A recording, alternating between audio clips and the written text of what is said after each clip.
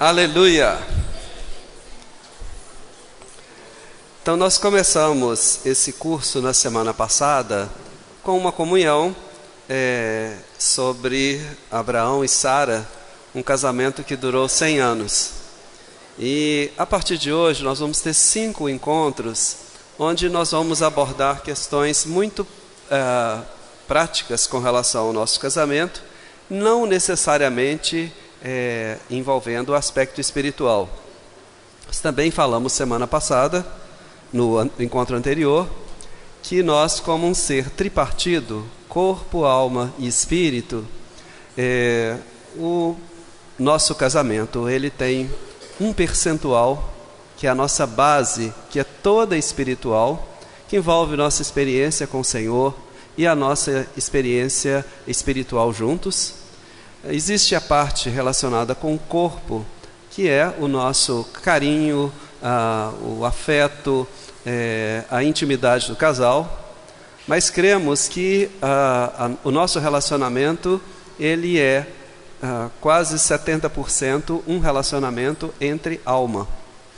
E nesse ambiente da alma é que surgem os maiores conflitos.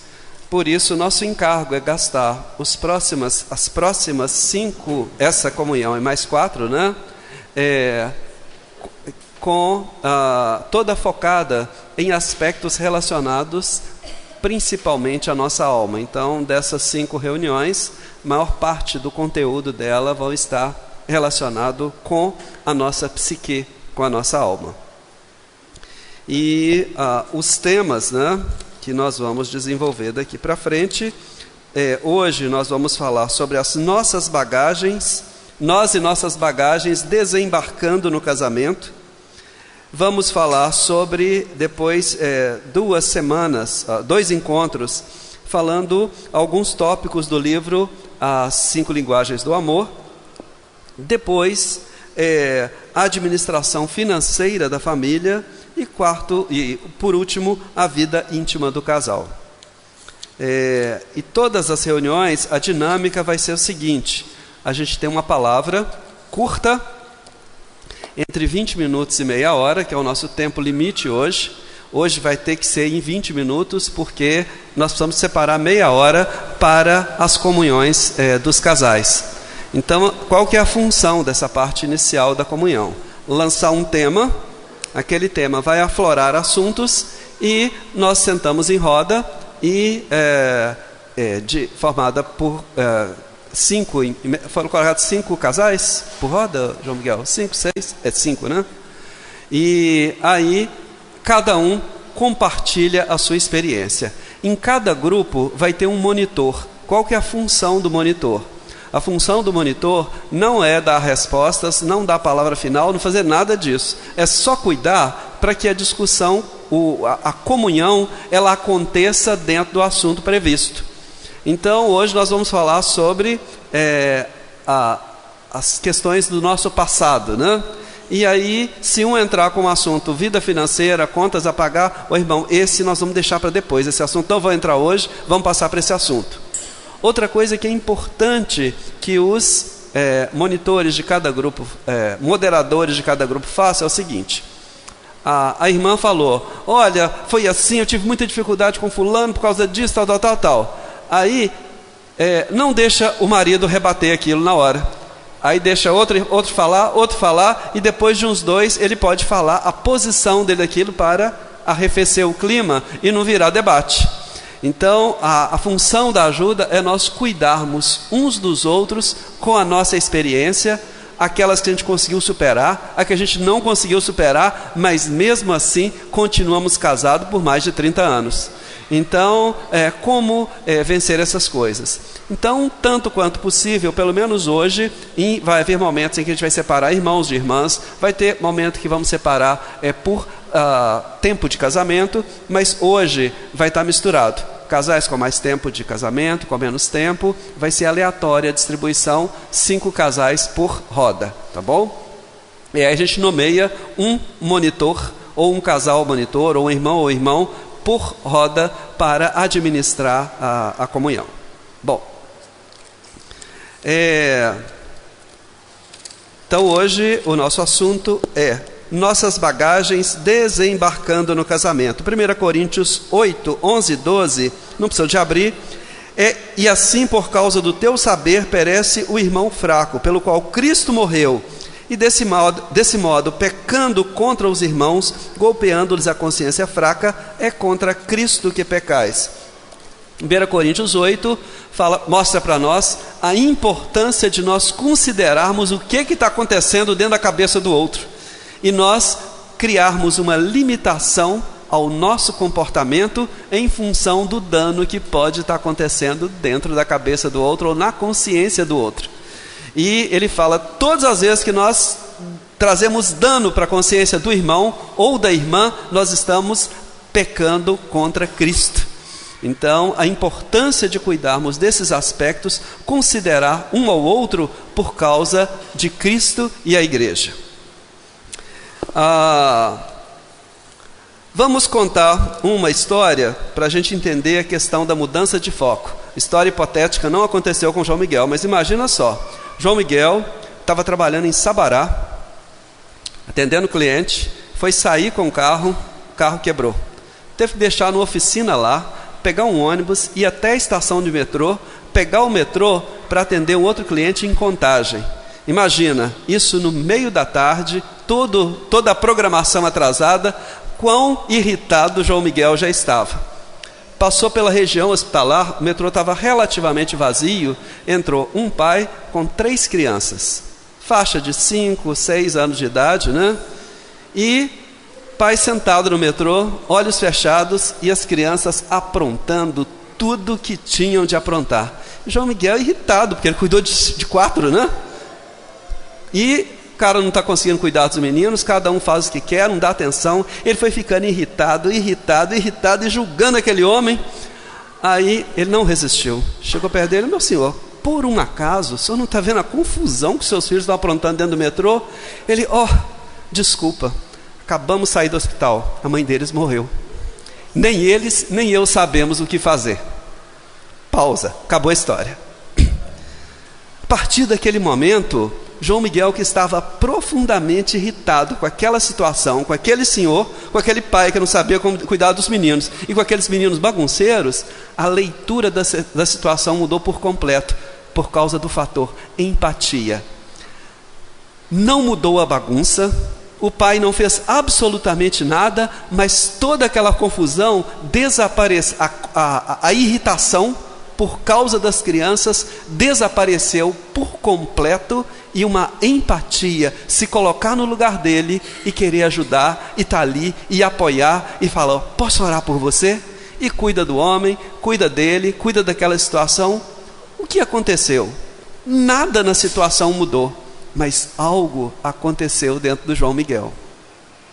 Quando nós vemos alguns casais numa situação que constantemente quando nos procuram, né, em situação, estão em pé de guerra, cheios de motivo para ir um para um lado, outro para o outro, e separar definitivamente.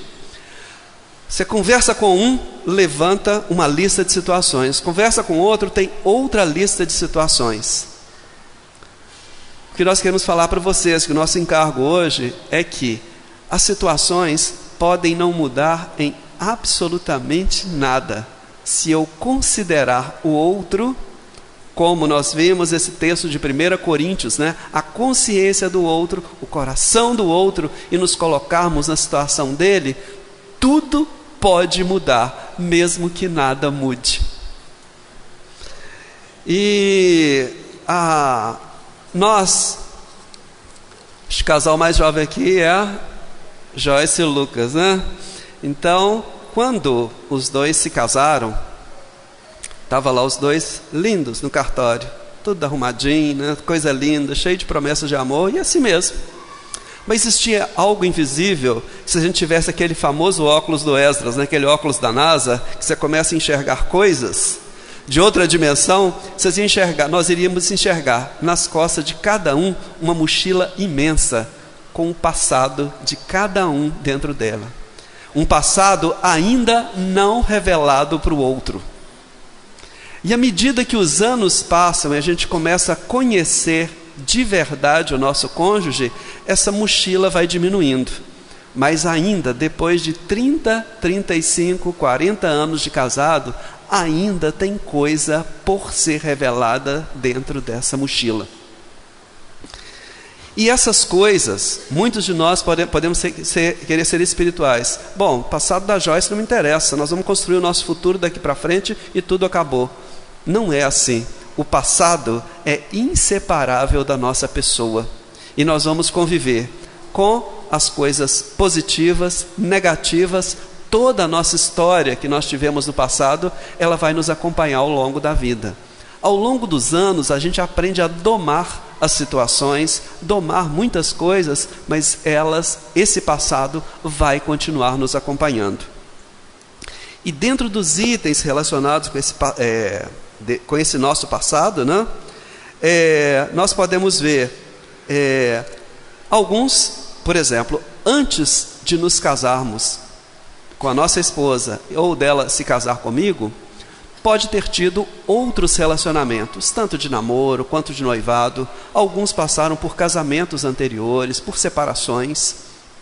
Alguns, no mundo, né, como hoje todo relacionamento, começou a namorar e aí o relacionamento íntimo começa junto, né? Então, cada um vem com essa história, né? Nessa parte das experiências anteriores ao casamento. A questão não é se eu tive ou se não tive experiências de relacionamentos afetivos, seja ele relacionamento sexual, seja ele os namoros, noivados. A questão é, tudo isso são fatores decisivos do nosso relacionamento e que não são para ser revelados na lua de mel. Tem que falar antes de casar. Nós precisamos saber isso um do outro. São questões do nosso passado que são essenciais serem informadas e administradas antes do casamento. Por exemplo, infelizmente na nossa sociedade está cada vez mais comum o abuso na infância, tanto de meninos quanto de meninas. Isso é algo que afeta toda a nossa vida de relacionamento íntimo e não pode deixar de ser conversado antes e, se possível, buscar tratamento profissional antes, porque chega no momento de um relacionamento íntimo do casal, não consegue se entregar um ao outro, por causa de histórias de danos acontecidos tantos anos antes da nossa infância, que ressurge como um fantasma, como um monstro, para nos atormentar no nosso relacionamento pessoal. Então, tudo isso precisa ser falado, precisa ser conversado. Nossas histórias com os nossos pais, né? Então, como era o relacionamento, às vezes dentro de casa, briga, ou pais que já separaram, os traumas decorrentes da separação dos pais, tudo isso precisa ser colocado entre os dois e, dependendo do grau de complexidade disso e quanto isso te incomoda, tanto o irmão quanto a irmã, seria bom que começasse a busca de ajuda antes do casamento e continuasse. Tem situações que precisam de um cuidado por um tempo mais prolongado. O que nós não podemos é casar sem informar essas questões, né? Outras coisas relacionadas ao nosso passado. Vários tipos de vício, inclusive vício em pornografia, vício em droga, vício em games, seriados e tantas coisas disponíveis hoje, né? Isso às vezes se torna um vício. Se isso não é falado, depois o outro vai deparar. Está lá, acorda de madrugada, o outro está lá no computador. Isso é um problema. Isso não foi falado, não foi tratado. Precisa conversar sobre isso. Outra coisa, coisas boas, né? Coisas simples. Hábitos de higiene pessoal que podem afetar, faz parte da nossa história, né? Então, embora eu tenha falado para Raquel, mas se eu tivesse aprendido com meu pai, eu ia tomar banho uma vez só por semana. E isso ia ser um problema no casamento. Graças a Deus que minha mãe não deixou eu aprender com meu pai isso. Nem ensinou, não é todo dia.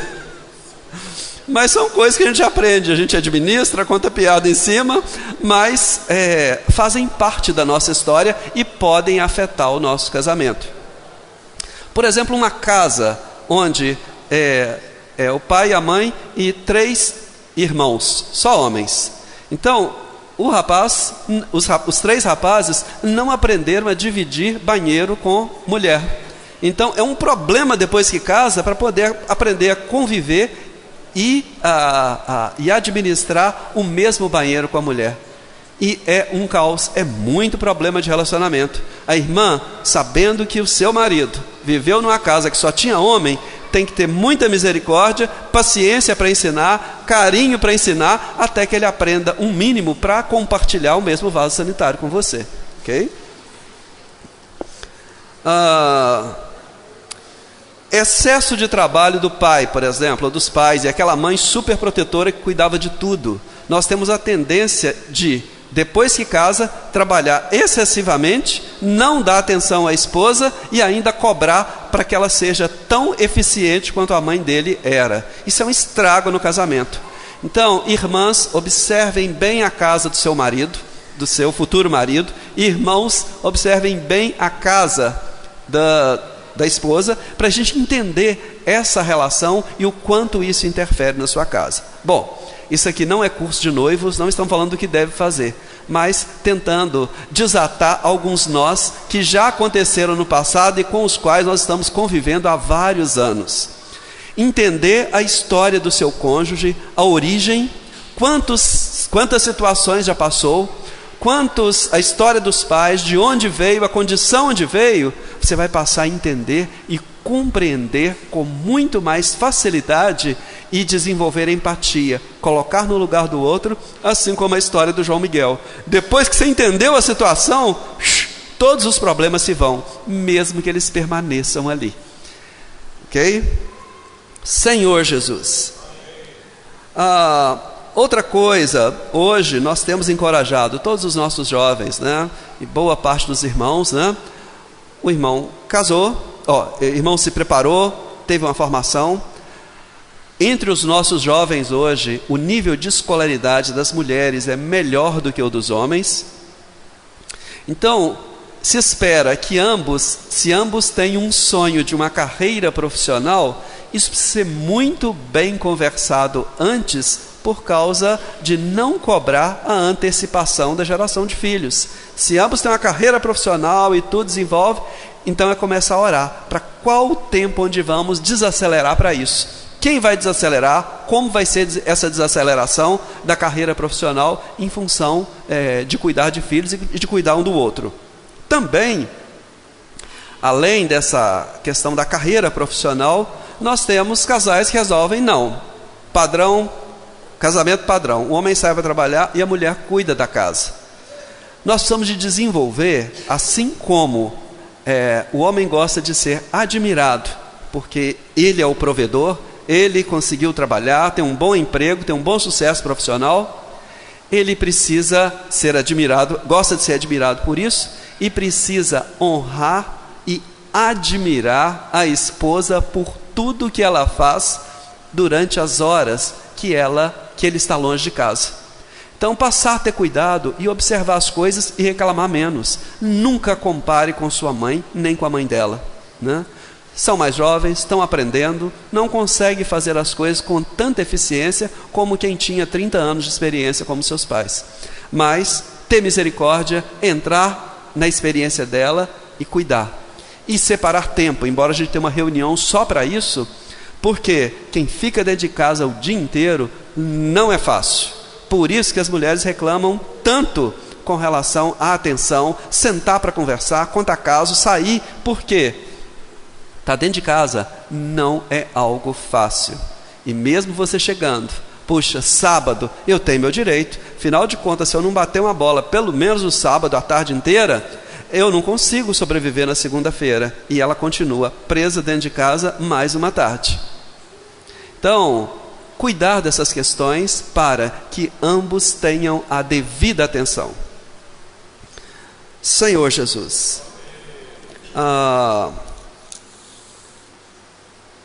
Outra coisa que é muito peculiar à figura masculina é a figura da conquista, né? O atleta, ele vai, se prepara anos, ganha uma medalha, aí aquela medalha é a grande conquista dele. Vai coloca no armário e já perdeu toda a importância que aquela medalha, agora é lutar por outras. Muitos dos homens encaram o relacionamento antes do casamento como a conquista da vida dele.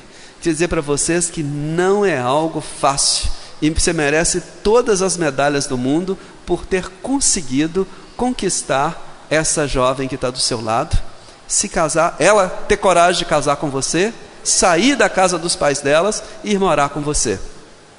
Então isso é uma grande conquista. Muitos creem que essa conquista termina quando a certidão de casamento é assinada. Depois é só pegar o troféu, colocar no armário e de vez em quando tirar a poeira dele.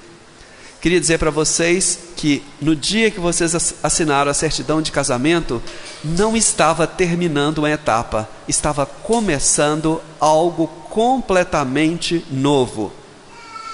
E que a pessoa que você casou, seja a irmã, seja o irmão, você conhece no máximo 10 a 15% do que ele é, ou do que ela é. E o que você conhece dele são só as coisas boas, porque na maioria das vezes nós conseguimos esconder todas as nossas mazelas durante o relacionamento e mostrar somente quão poderoso, quão forte, quão bonito, quão atraente você é, tanto a mulher quanto o homem, e a gente esconde muitas coisas, e isso não é intencional, é uma questão de o processo de conquista. O processo de conquista é assim.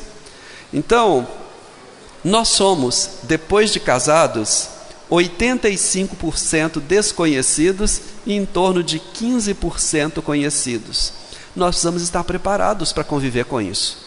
Parece que nós éramos as pessoas mais conhecidas do mundo, mas na realidade nós ainda somos muito desconhecidos. Por isso que muitos se sentem traídos. Então às vezes acontece, por exemplo, no nosso meio, 2 jovens se conheceram na conferência Geração Santa. Então os 2 são santos, nunca falou nada para o outro, né? E aí na lua de mel, a menina fala assim: olha, eu queria falar para você que eu não sou virgem, eu já tive um relacionamento antes.